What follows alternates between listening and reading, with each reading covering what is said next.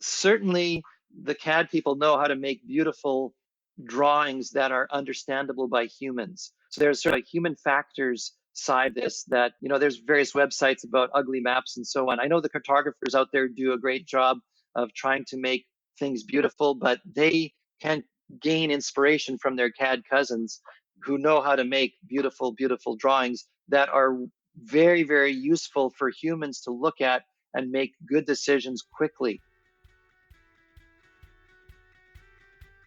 Hello and welcome to another episode of the Mapscaping Podcast. My name is Daniel and this is a podcast for the geospatial community. My guest on the show today is Dale Lutz, and he is the co-founder of a company called Safe Software. They're the ones behind the feature manipulation engine FME. Dale's been on the show before. First time he was on the show, we were talking about the evolution of geospatial file formats.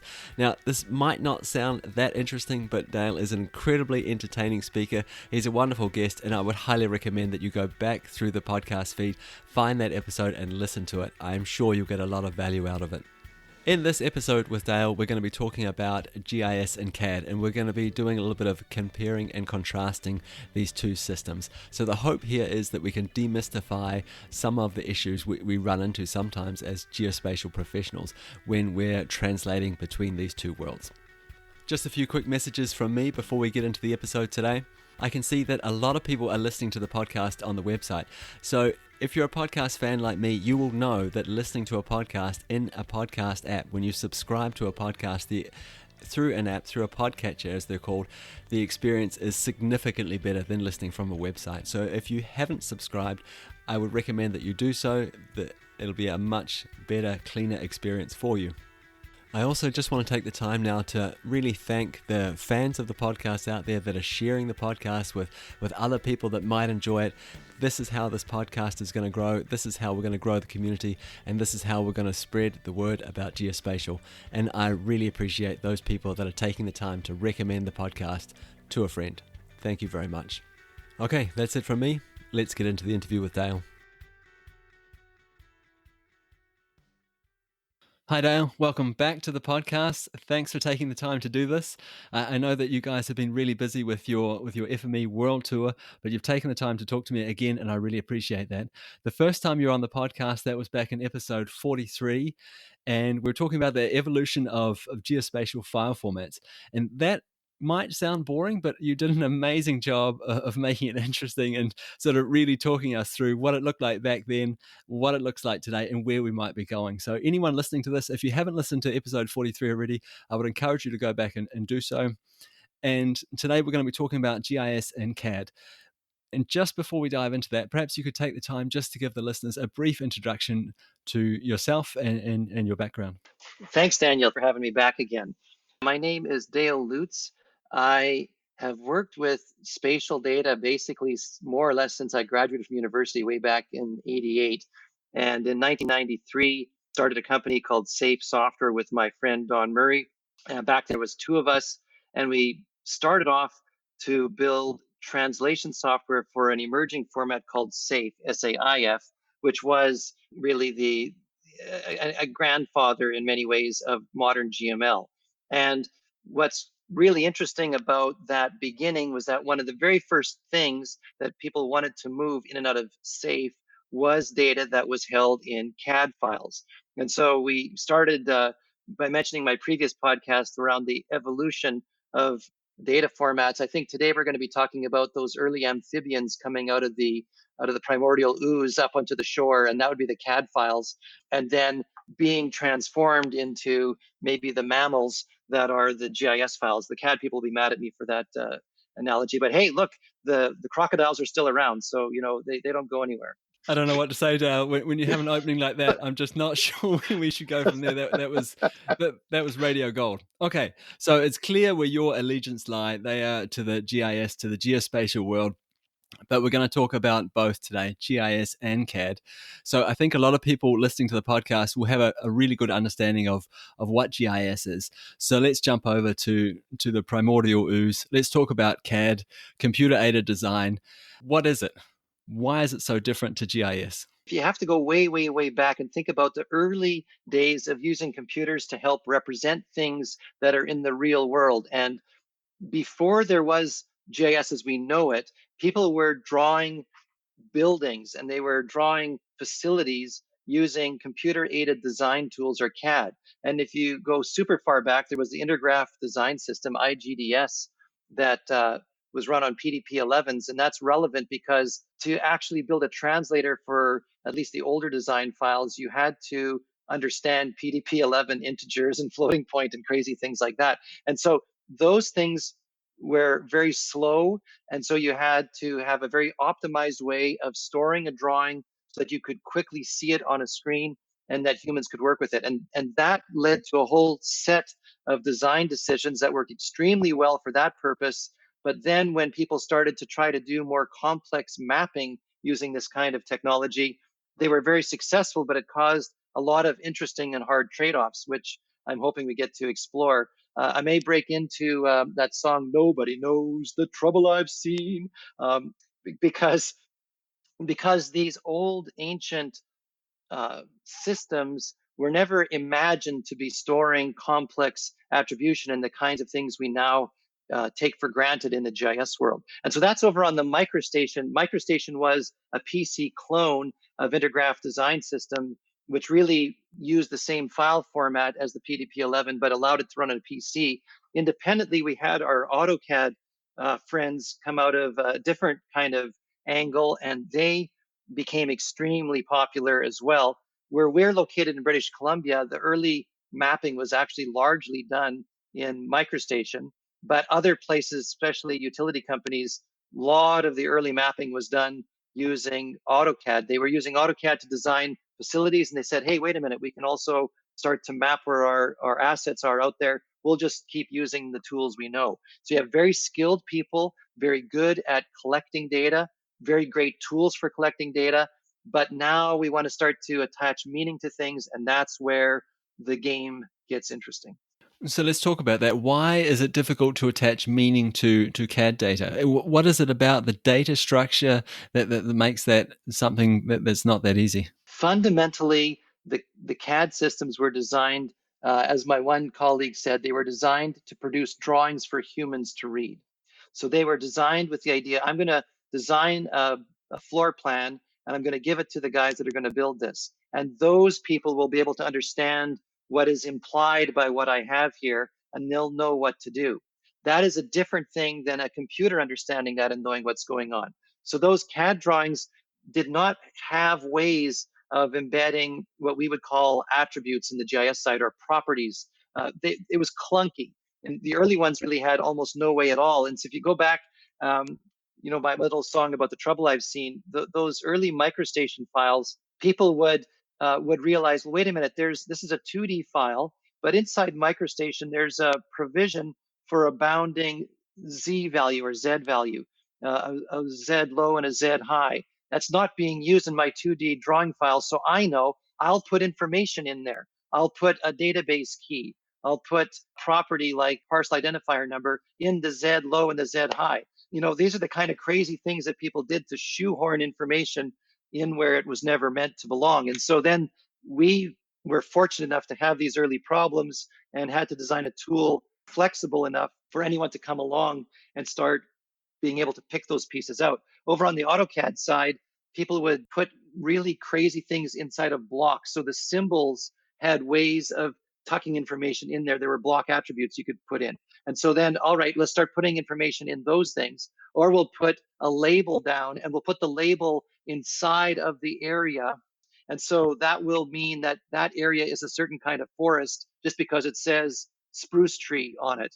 And a human can see that, but for a computer to figure that out, the computer has to, first of all, connect the boundary lines into a polygon and then do a point and polygon test to fish out the labels. And so these are the kinds of mismatches between a GIS approach where you actually have information, rich information attached to each piece of geometry versus the CAD where it's usually just implied or worse, encoded.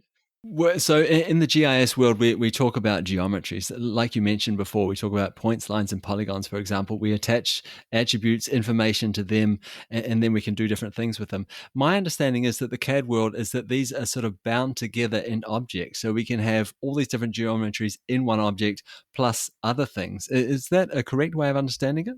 Certainly, it is for the complex symbols, which are really aggregations of all kinds of pieces. Quite often inside of these CAD systems, the symbols can be very complex collections of multiple kinds of geometry. But more common in CAD files, you really just have loose lines that you mean you hardly even have polygons as a native concept. You really just have lines, and the implication of where they are is what gives you the meaning. And so you can have sometimes more implied structures like a leader line. So the label can't fit where it's supposed to go because it'll be on top of things. So you put the label off to the side, and then you have a little line that goes from the label to where it really belongs. And so that's also one of the common sort of gymnastics that's done when you're going CAD to GIS is you literally slide the label along that leader line to figure out where it really should be, and then derive the implied relationship from that. So in general, the CAD geometry is in some respects more simple than the GIS and yet more complex. But it's simple in that it doesn't have much relationship with anything else around it other than just where it physically is. But it's more complex because you can have things like splines and arcs and other kinds of things which GIS didn't really used to have, cones, kind of complicated 3D things. So it's a really a mixed bag. I think, again, a lot of the people listening to this podcast will understand that this sort of crossover between GIS and CAD. We understand they're two different systems. They don't always play nicely together, but they're really important sources of information for each other. So, why are they so different, but yet they're so important to each other? Why can't we easily translate between them? It's kind of the fundamental starting point of each is different. And so if you think of GIS, you have a more structured, it's really a data management kind of situation. You're going to have schemas defined, you'll have very clear specifications, and it's very hard for anyone to go rogue and start abusing that. Whereas in the CAD world, it's much more of a wild west. And so you can give suggestions on how it should be used, but the CAD technician can sit down and they can draw anything they darn well want, and nothing about that system is going to stop them. I'm reminded of the two philosophies. I'm going to go a little rogue on you here and talk about uh, Canada versus the US. The United States founding three words are life, liberty, and the pursuit of happiness. So they're kind of the CAD people that you're not going to tell them what they can and can't do. Canadians are law, order, and good government. That's kind of a GIS sort of approach where you're really constrained. You know, the law and order are going to reign, and you're going to have to do what you want. We have gotten into situations where there's mass CAD to GIS migrations. And when that's going on, a very key part of those is a data quality step. So even if there were CAD specifications, they may not have been followed. And so it's a very common thing to run a transformation where you just read the CAD file, check against a spreadsheet of what's known to be allowed, what colors should have been used, what line styles, what level or layer names, and anything that doesn't match that, you punt it back and you say to the CAD technicians, please clean this up. This is stuff that doesn't adhere to anything in the spec. We've also done things where the naming of the levels or the layers in the CAD file was just however anybody wanted. So there you'll scan 1,000 CAD files and see things like street, streets, road, boulevards. They are all meant to be the same thing. And so you collect all the different names you encounter, you put that into a spreadsheet, and then a human goes through and groups like things. And now later on, when you do the translation, you apply that lookup and reduce the 800 variations of the layer names down to the 30 that they really were supposed to be. So when I hear you talk about this, it sounds like it's not just a difference in data models. It also feels like it's a difference in mindset. You know, how we approach and solve problems depending on what piece of software you're using. Do you think that would be a correct assumption? Yes, very much. Now, having said that, we have also encountered CAD deployments that have gone in with a very rigorous mindset. and basically built engines for the CAD system that enforces the rules. So, I've talked lots about wild CAD data sets. We've gone into organizations where there are the most beautifully structured CAD files you can ever imagine. And modern systems like, I think it's Maximo, that IBM has, that basically enforce a CAD standard it's for facilities management, but it requires the CAD files to behave. And so there has been a rich market of CAD add-on tools that are about enforcing specifications, and those have resulted in much more tight data models, I would say. When I was talking to my support team prior to this call, they made the reference to something they call new CAD. And it's kind of interesting. New CAD is where some of these GIS concepts start to leak in. And so there's things like Bentley has XFM, which is a mechanism for storing rich attribution with the drawing elements, or AutoCAD Map or Civil 3D, which provide more structure to how you might use things otherwise. So there has been an evolution, and that mindset of a more strict specification definitely is now much more available to organizations that want to go the CAD route. So one of the classic problems we see when we're converting from GIS to CAD, CAD to GIS is GIS obviously has a coordinate system. CAD doesn't seem to have at least a geographic coordinate system. Do you see that changing over time? Is that going to be a feature that we're likely to see in CAD in the future? So that's such an interesting concept or issue. I remember vividly back in the early days of SAFE when I used to do support myself, being on a phone call with someone that was a Map Info user for their whole life.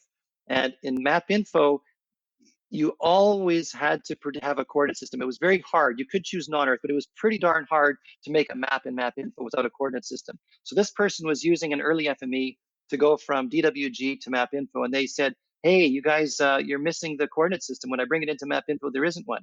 And I start to do some probing and asking, and after several minutes, began to realize there was no coordinate system at all, as usual, in the CAD file, and it was outside of that person's imagination. I remember when they realized it, they go, "Ooh, this is going to be a problem." And oh yeah, it is a problem. Over the years, this issue of missing coordinate system has been a scourge, really. And so it relies on standards and metadata. There's always these local coordinate systems. You can have tricks to affine or rubber sheet things, shift stuff to where they are. One of the things that we adopted early was inspired by our friends at Esri, where the Esri folks would plop down a coordinate system and sometimes a world file to shift a CAD file. And so if that's sitting there, FME will pick it up. And then when we're producing CAD files, we're a good boy and girl scouts, and we write out the same thing. We put out a .prj. In very modern times, the so-called new CAD that I have spoke about before, things like AutoCAD Map, can have a coordinate system in them. And I just saw rolling by at SAFE in the last week that we're going to be properly writing the coordinate system as well as reading it if you're using things like Civil 3D and AutoCAD Map. So there is a progression there. And yes, this has been a long time challenge. It is something that, as that Map Info user said long ago, is a real problem. Okay, so it feels like we've got a little bit of an evolution over towards the GIS way of thinking or approach to solving problems from the CAD people. Do we see the same thing on the GIS side? Do we see people moving or systems mindset sort of moving towards a middle ground here? Well, it's so interesting because if you look at ArcGIS Pro, for example, you start to see many of these more sophisticated geometries being possible. You see, again, I've never been a data collection person, but I'm told that the editing tools in ArcGIS Pro start to have many of the things that CAD technicians love for data capture. So there is a bit of a meeting in the middle of sorts that's happening in the modern tools, I would say. And so and so that's starting to allow these kinds of rich data collection as well as very sophisticated production of drawing, in a way, taking that GIS data and producing a drawing in quotes for a human to consume that's beautifully labeled with leader lines and all that sort of stuff. Now, as well, if you look at the most recent utilities network work that Esri's doing for modeling transmission lines and these kind of things, that is an outrageously powerful data model that has actually some elements in it that harken back to how people used to represent that in old CAD files. Only the difference, so when you look at it, it looks like something you might have been familiar with, but underneath the data model is deep and connected, whereas in the CAD, it might have been just by implication of where things were. But nonetheless, both sides definitely have been learning from each other, I would say, over the last 15 years. So, an application that I can see is indoor navigation and mapping. I can see that this is going to require both systems to really start to play nicely together if we're going to succeed in this and have really accurate indoor navigation. Do you think is it possible that something like indoor navigation and the need and the want for this is really sort of driving that evolution that we're seeing today? Recently, SAFE began working a lot to produce IMDF, which is indoor mapping data format that's used by the Apple universe. And the challenge right away became, as you went to these facilities, whether they were um, shopping malls or airports, just a wide diversity in the degree of rigor in how their source data has been collected. So in some cases, you have CAD files that are of high quality, a high spec.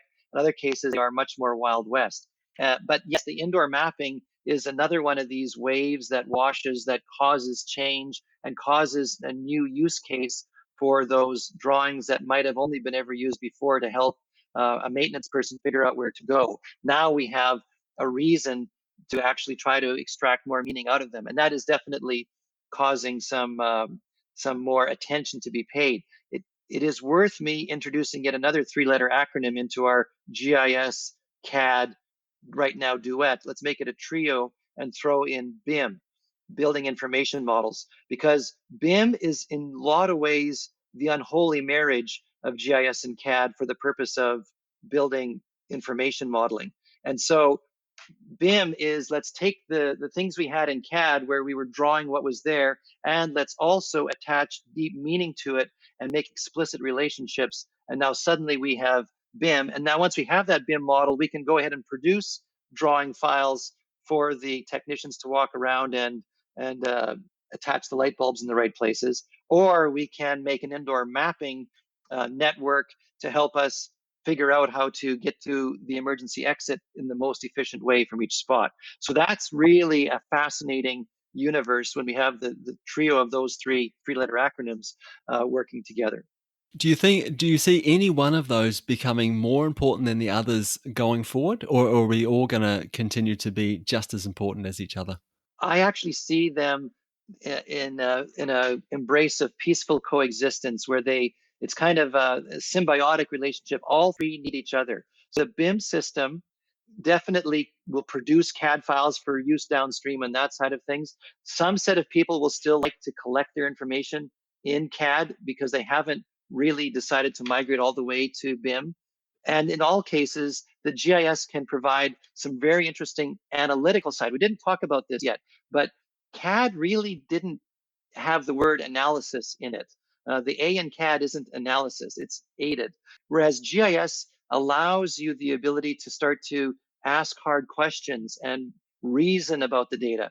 And so that's where the GIS can take the data that was collected in CAD or designed in BIM and start to do interesting analysis and say, well, wait a minute, what is our time to exit from every spot in this building? Can we draw diagrams or make labels on this thing about that? Can we make heat maps of where people are actually going? Can we compute the most efficient ways to and from various spots? That's where the GIS brings its analytical tool bag into the mix and can really add some value. Okay, so what about if we stand on the other side of the fence now? We talked a little bit about how GIS can add value and how that was in terms of analysis anyway is quite different from CAD.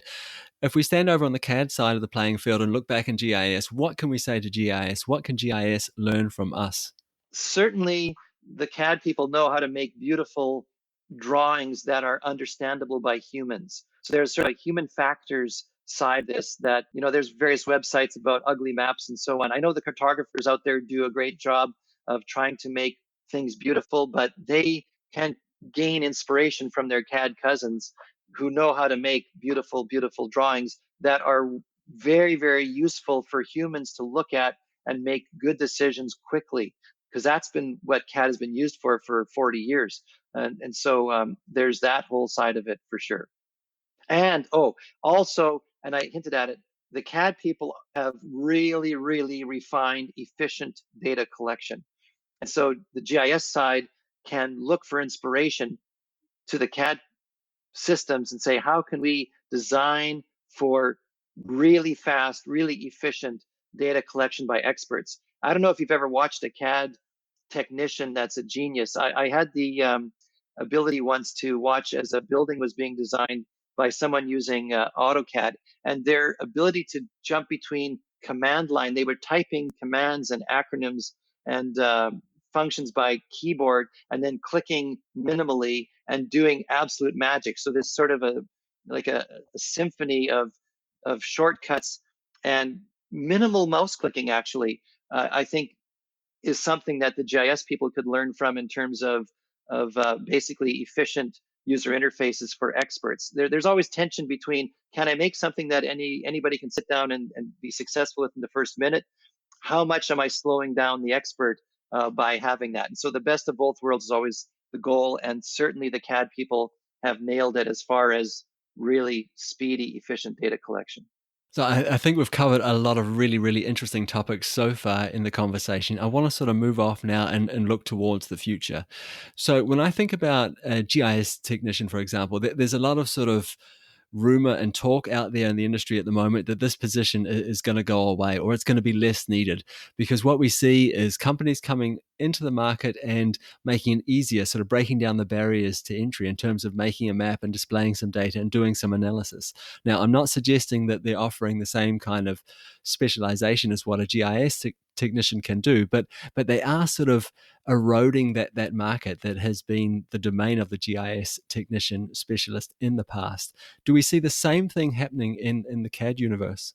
In the CAD universe, I don't think that we haven't certainly seen that there's really any fewer people out there collecting data and being experts in CAD. But what they are doing is evolving and learning more about the BIM side. There's a very natural progression from CAD to BIM, or as we were talking about briefly before, the new CAD. So the CAD technicians start to use extensions to the CAD system that allow them to collect attribute information at the same time, or they have mobile collected data coming in, and then that's the starting point for the CAD, and then they enrich it by using things like XFM, or they use Civil 3D with a structured data model that they can put much more intelligence into the data they're collecting. So I think that's what's going on. That the CAD technician isn't just sitting there and saying this is a red line, and I happen to know that it's a red line because I know that it's a certain kind of a road. They're sitting there drawing that line, and they're saying this is this kind of a road. It's planned. It's going to be this sort of a surface, and that's being stored explicitly. But the other thing I really want to say, as far as evolution, that I think is fascinating to watch is I'll talk about the two big kind of CAD giants, both Autodesk and Bentley, making moves to having the CAD no longer just be a tiled file that's on your desktop, but an online data set.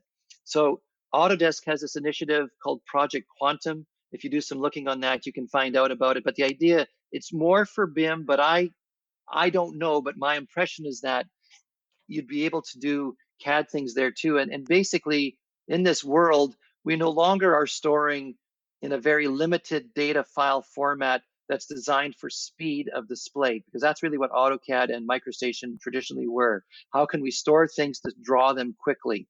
Instead of that, we're going to go online. We're going to store things using JSON, a very flexible way of having as many different properties or attributes and geometries as you want. And once we have that, now we're not, now the division between GIS and CAD and BIM all gets much, much blurrier. And so I think that this online future where we're not storing stuff on our desktops, we don't care really about how fast it draws because, hey, it's going to draw lightning fast anyway. We can throw all the power of the cloud at this. And so whether that's through the iModel 2.0 on the Bentley side or the Project Quantum or whatever it turns out to be named when it becomes commercial on the Autodesk side through the Forge APIs. That's the thing to watch. And I would encourage listeners out there to go and acquaint themselves with these two initiatives, to watch where they go, because that's as Wayne Gretzky says, that's where the puck is going, and that's where we need to be watching. That is really interesting. If the internet would become the middleman, and especially that format that you talked about, JSON, if that would become the middleman for these three big players in the space, that would be an interesting time. And I would not bet against it. I do think it's going to take time. We didn't go from crocodiles to birds flying around, or whatever the right evolutionary path is, in a few minutes. It's going to take a while for that evolution to happen. But I think that there's such compelling reasons for that, and both commercial and technical, that I think that it's definitely something to watch for. Dale, in our first interview, right at the end there, I asked you about the mighty shapefile, and you gave some really interesting thoughts and insights to where you thought that was going to be. Is there the same thing in the CAD world? Is there a shapefile equivalent for CAD? That's so interesting. I actually took a look at our usage stats before our interview to see where are people going to and from with respect to the CAD formats. And so when I talk about the CAD formats in our land of FME, that really is AutoCAD and MicroStation. And ironically, there's an awful lot of translations that go CAD to CAD. And a lot of them are going AutoCAD to AutoCAD. So they're using FME to do quality assurance, or they're adjusting the specifications, or they're making explicit some kind of relationships. But when I look at all those stats, shape is actually very high as both an input and output. Kind of shockingly, Excel was very high. So people are going from CAD to Excel. Like, why? They must be fishing things out of blocks, or maybe collecting point information and making that into a spreadsheet. But they're also going Excel into CAD, which means they've collected points somehow in a spreadsheet, and they want to start that off in a CAD file. But really, the foundation of these things boils down to the mighty DWG file. There are various flavors of that. In the past, every 3 years, Autodesk changed it. We're in a little bit longer run now where it stayed the same. On the MicroStation side, we had the old version 7 IGDS or DGN files. Those were the PDP-11 that I love so much. DWG, pretty much still the old faithful. I am shocked when we began in the early 90s. DXF, which is an ASCII representation of the DWG file of AutoCAD, was often used because you could write programs pretty easily to produce these ASCII things. And that was a big deal back then. I hadn't heard much of it, but just recently I came across somebody or a workflow where DXF was at the center of it. And that was kind of my shapefile moment, because I thought, wow, okay, so maybe after the apocalypse, there'll be cockroaches, shapefiles, and I'm going to have to say today DXF files as well. Dale, you are a fantastic guest. You are entertaining, you are knowledgeable, and you are very generous with your time, and it is much appreciated. So thank you again for coming on the show. It's been a pleasure talking to you. And before I let you go, where can the listeners go to either find out more about translations between Shape and CAD, or to reach out to you personally, or to get a hold of some more information about CAD and GIS?